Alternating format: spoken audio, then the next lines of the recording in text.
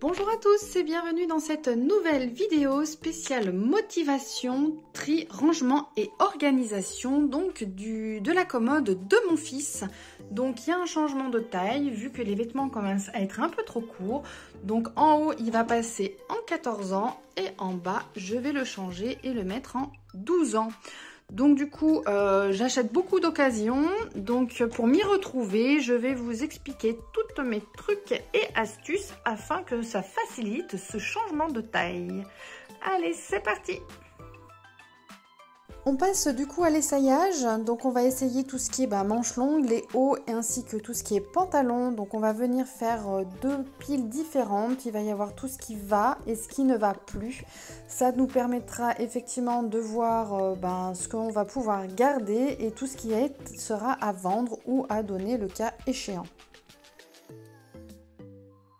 Donc du coup là j'ai fait des piles t-shirt manches longues, j'ai fait tout ce qui était sweat Léo quoi qui m'est plus, donc tout ça c'est ce qui ne m'est plus du tout, qui ne lui va plus disons. Donc là il y a tout ce qui est bas de survêtement et là ça va être tout ce qui est pantalon de jean notamment. Et de l'autre côté on a tout ce qui lui va et qui met encore, donc Léo, les sweats, les polaires, également tout ce qui est jean ici, donc il n'en reste plus que deux. Et là ça va être tout ce qui va être bas de survêtement. Donc voilà. Donc là, on va aller voir déjà dans tout ce qui est d'occasion et ensuite on fera le point pour savoir s'il faut racheter d'autres choses.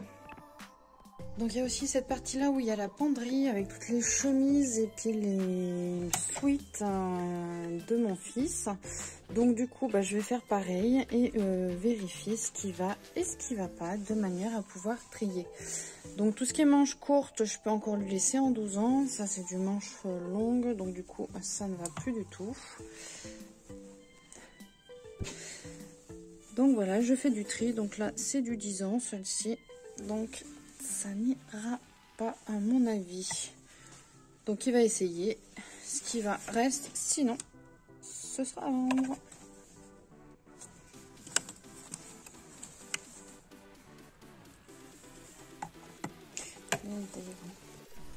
Alors du coup je stocke tous les vêtements que je prends, que j'achète en avance, donc dans des grosses caisses, voilà, que je stocke directement au niveau de mon garage sur la partie supérieure. Donc du coup ces grandes caisses elles sont hyper pratiques dans le sens où on peut mettre énormément de choses. Par contre, le gros inconvénient, c'est auquel je n'avais pas pensé en les achetant, c'est qu'elles vont être forcément très lourdes à déplacer. Donc, limite peut-être en prendre l'équivalent de 2 volumes, donc faire la moitié-moitié, de manière à avoir 2 caisses, ce sera quand même beaucoup plus facile à déplacer. Par exemple, une été, une hiver, ou pour répartir les choses. Donc du coup, ici, ça c'est la caisse pour ma fille, donc c'est les 12 ans en haut et le bas en 10 ans qui est en attente. Et là, pour mon fils, donc les bas en 12 ans et les hauts en 14 ans. Donc c'est là qu'on va les regarder pour trouver notre bonheur. Après essayage, donc du coup, mon fils, il a quand même 5 pantalons jeans qui lui vont. Donc ce sera parfait. Il y a 3 pantalons de survêtement qui lui vont également. Là, c'est les sweats, les hauts. Donc il aime bien tout ce qui est zippé.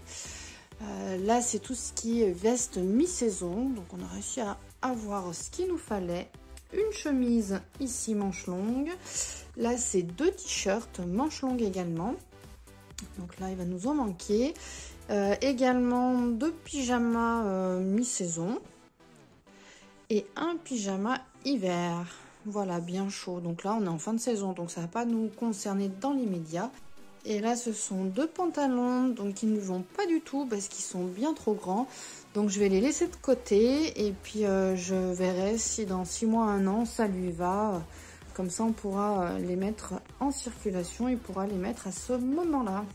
Donc je vais venir ranger tous les vêtements dans le placard. Et donc là les pantalons, je viens les plier selon la technique de Marie Kondo. Donc en fait on plie déjà le pantalon en 2 et après on vient le plier en 3 de manière à pouvoir optimiser la place dans le tiroir.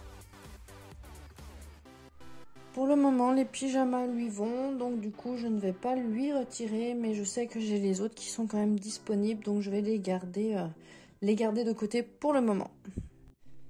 Donc là, c'est toujours les t-shirts en 12 ans. Par contre, comme ceux-ci lui vont encore en longueur, du coup, je les ai laissés. Par contre, je vais commencer à faire... je voulais tester. Ça me paraît hyper profond quand même pour pouvoir tester la technique de Marie Kondo. Je vais voir si c'est optimisé ou pas. Parce que je n'en suis pas certaine.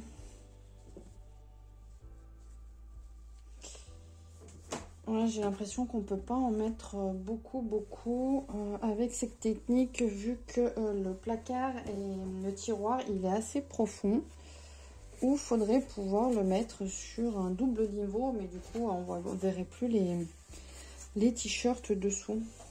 Voilà, je disais par exemple les remettre, faire une deuxième ligne en les remettant par dessus, mais du coup on verrait plus la ligne du dessous quoi. C'est pas forcément le but. Allez, je vais chercher le nouveau. Bon là j'en ai pas beaucoup, donc c'est vrai que du coup c'est encore possible de procéder de la sorte. Mais si on en a beaucoup, c'est vrai que ça risque d'être assez compliqué. Voilà, je vais essayer de faire la même chose avec les sweats, avec Léo.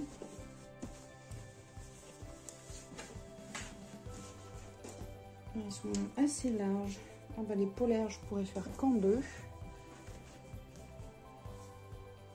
Ça, c'est les soupules. Je vais les laisser au fond parce que du coup, on les met pas souvent. Si ce n'est quand on va au ski. Allez, je vais chercher le reste.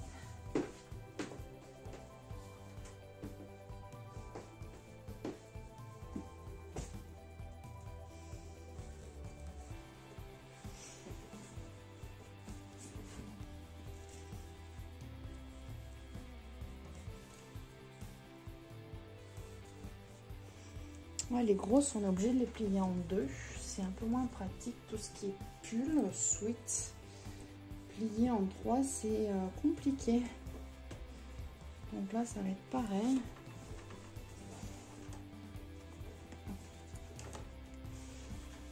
Bon, à voir. Je verrai avec mon fils ce qu'il en pense. S'il préfère comme ça ou s'il préfère carrément poser à plat. Donc du coup après on a fait les achats, j'ai repris du coup à mon fils, on a réussi enfin à trouver quand même 3 pantalons de survêtement en plus, un t-shirt manche longue, également donc un sweat qui est franchement magnifique, on a trouvé tout ça à Kia Big, c'était super, et un autre sweat ici qui est assorti du coup au bas de celui-ci, au bas noir. Voilà, donc du coup, franchement, ça valait vraiment le coup. Ils étaient super chouettes. En t-shirt, on a trouvé que celui-là. On n'a pas trouvé d'autres. Donc du coup, ben tant pis. Je verrai bien si je retrouve d'autres choses d'occasion. Ou si on refera un tour dans un autre magasin la prochaine fois. Parce que là, il n'y avait rien de bien folichon qui lui plaisait.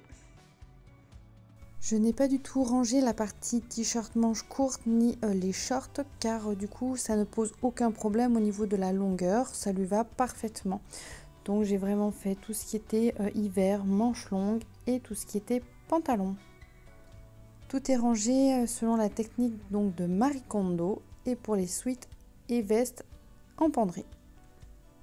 Pour m'y retrouver dans les achats d'occasion, dans les vêtements de manière générale, pour savoir à peu près les quantités de vêtements que j'ai dans chaque taille, en fait, je mets en place un tableau où je mets en haut dans la colonne tous les âges évolutifs de l'enfant. Et sur la colonne de gauche, je mets en fait tous les vêtements en question. Donc là, j'ai mis pyjama short pour les pyjamas d'été, les pyjamas légers, les pyjamas velours, les t-shirts manches courtes de sport, les t-shirts manches longues, les pantalons, les shorts habillés de sport, chemises manches courtes et manches longues, tout ce qui est sweat, polaire, les bas de survêtement, les vestes légères ou mi-saison, tout ce qui est blouson chaud, les tenues de ski si jamais vous faites du ski, kawaii, maillot de bain, et avant j'avais déguisement, mais là il se déguise plus trop. Donc du coup après je prends un crayon à papier et je viens remplir donc du coup les cases Donc là, par exemple, là, on était entre le 12 et le 14. Maintenant, on va être entre le 14 et le 16 ans. Donc, du coup, je viens remplir au crayon à papier, du coup, le nombre de vêtements que j'ai dans la taille indiquée. Ça vous permet, du coup, de voir où vous en êtes dans votre stock, en fait, de vêtements. Et surtout, c'est que du coup, si vous apercevez, par exemple, que vous avez 20 t-shirts manches longues et 2 t-shirts manches courtes, ben, bien entendu, on va axer davantage nos recherches sur tout ce qui va être t-shirt manches courtes et non plus t-shirt manches longues. Donc voilà, ça a un intérêt, ça vous permet, sans forcément aller tout le temps vérifier dans les cartons, dans la caisse de rangement ou autre, savoir en un seul coup d'œil où vous en êtes. Donc ce tableau, il est bien de le garder à portée de main de manière à pouvoir vraiment pouvoir jeter un coup d'œil très facilement dessus. Donc je fais un tableau également pour ma fille. Je peux vous dire que ce tableau est très utile et surtout c'est que du coup là comme mon fils je l'ai passé donc là en 14 ans pour les hauts, je vais commencer à chercher dès maintenant des hauts en 16 ans. Tout simplement parce que du coup, des fois, il y a des pics de croissance. Et donc, du coup, ben, l'enfant, il peut grandir d'une flèche et aller en 6 mois, il peut vous prendre déjà une taille. Donc là, on a quand même, quand ils sont grands, on va dire, on a un peu plus d'espace. Mais quand ils sont tout petits, ça peut aller très vite. Je sais que ma fille, en un an, elle est passée du 12 mois aux 3 ans. Ça a été tous les 3 mois, je la changeais de taille. Donc c'était impressionnant et je peux vous dire heureusement que j'avais mis en place cette technique-là parce que du coup j'ai pas été pris au dépourvu quand il a fallu lui changer de taille parce que les vêtements ne lui allaient plus. J'avais déjà tout le stock quasiment au taquet plein pour pouvoir pallier justement au changement de taille. Donc, faut vraiment anticiper tout de suite. Alors, dans les petites tailles, bien entendu, si vous rentrez en hiver, vous n'allez pas acheter des manches courtes, vous achetez directement tout ce qui est vêtements hiver. Et vous voyez au fur et à mesure de l'hiver comment l'enfant évolue et s'il va changer de taille pour le printemps et l'été ou au contraire, il reste sur la même taille. Donc, voilà. Après, il faut adapter en fonction de chacun et non pas avoir tout le temps le tableau complet au taquet. Il ne faut pas trop anticiper non plus. Donc là, le remplissage au crayon papier, franchement, il est top. Du coup, ça vous permet d'effacer au fur et à mesure et de compléter pour évoluer. Et voilà, de bien l'avoir à portée de main parce que du coup, c'est hyper pratique. Autre astuce aussi, quand vous faites vos achats d'occasion, donc vous allez tomber sur plein de choses diverses et variées. Autant vous pouvez avoir des occasions qui sont quasiment neuves, autant vous pouvez avoir des occasions qui sont limite à faire des chiffons. Donc ça dépend des personnes, nous n'avons pas tous le même degré, le degré de satisfaction et comment dire